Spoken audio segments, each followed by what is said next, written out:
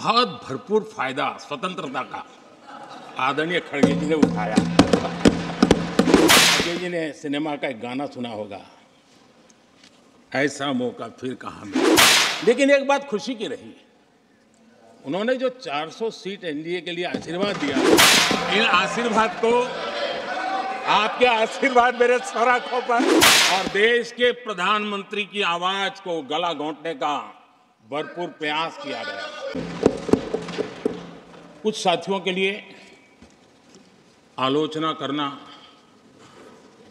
कड़वी बातें करना, ये उनकी मजबूरी थी।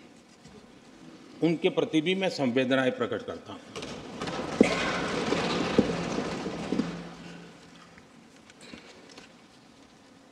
मैं उस दिन तो कह नहीं पाया, लेकिन मैं खड़गे जी का विशेष आभार प्रकट करता हूं।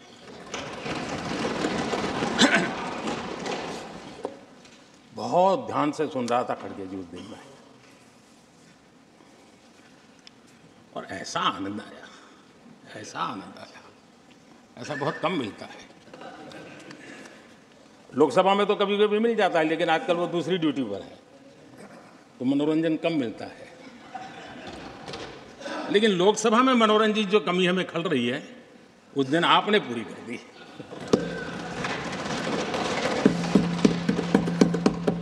और मुझे प्रसन्नता इस बात की थी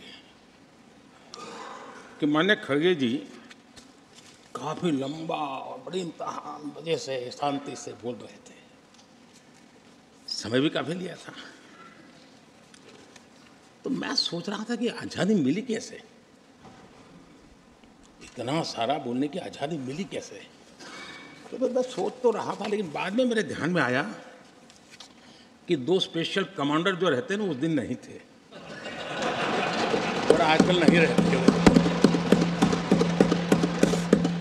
और इसलिए बहुत भरपूर फायदा स्वतंत्रता का आदरणीय खड़गे जी ने उठाया।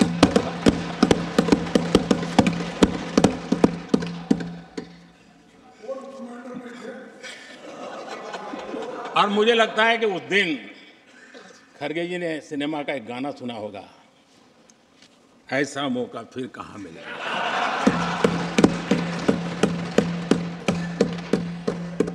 और खड़गे जी भी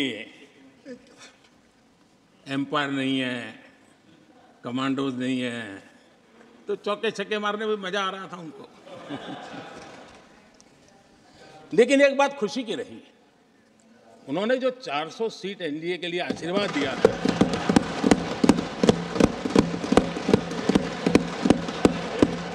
और मैं खड़गे जी के इन आशीर्वाद को, आपके आशीर्वाद मेरे सर आंखों पर, अब आपका आशीर्वाद वापिस लेना तो ले सकते हैं, क्योंकि एक खबर तो आ गए हैं।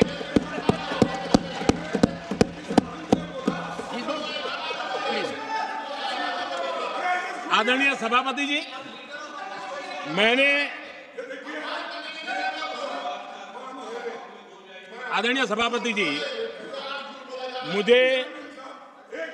मुझे पिछले वर्ष का वो प्रसंग बराबर याद है। उस सदन में हम बैठते थे और देश के प्रधानमंत्री की आवाज को गला घोंटने का भरपूर प्रयास किया गया। हम बड़े धैर्य के साथ, बड़ी नम्रता के साथ आपके एक एक शब्द को सुनते रहे, और आज भी आप न सुनने की तैयारी के साथ आए हैं। आप न सुनने की तैयारी के साथ आए हैं, लेकिन मेरी आवाज को आप दबा नहीं सकते हैं। देश की जनता ने इस आवाज को ताकत दी हुई है।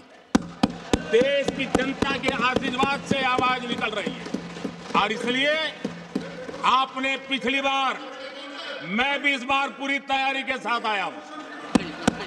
मैंने सोचा था कि उस वक्त कि शायद आप जैसे व्यक्ति सदन में आए हैं तो मर्यादाओं का पालन करेंगे, लेकिन 1.5 पौने 2 घंटे तक क्या जुल्म किया था आप लोगों ने मुझ पर, और उसके बाद भी मैंने एक भी शब्दों की मर्यादा तोड़ी नहीं। आदरणीय सभापति जी, मैंने भी एक प्रार्थना की है, और प्रार्थना तो कर सकते हैं और मैं तो करता रहता हूं। पश्चिम बंगाल से आपको जो चैलेंज आई है, और पश्चिम बंगाल से चैलेंज आई है कि कांग्रेस 440 पार नहीं कर पाएगी, 40 पार नहीं कर पाएगी। मैं प्रार्थना करता हूं कि आप 40 बचा पाएं।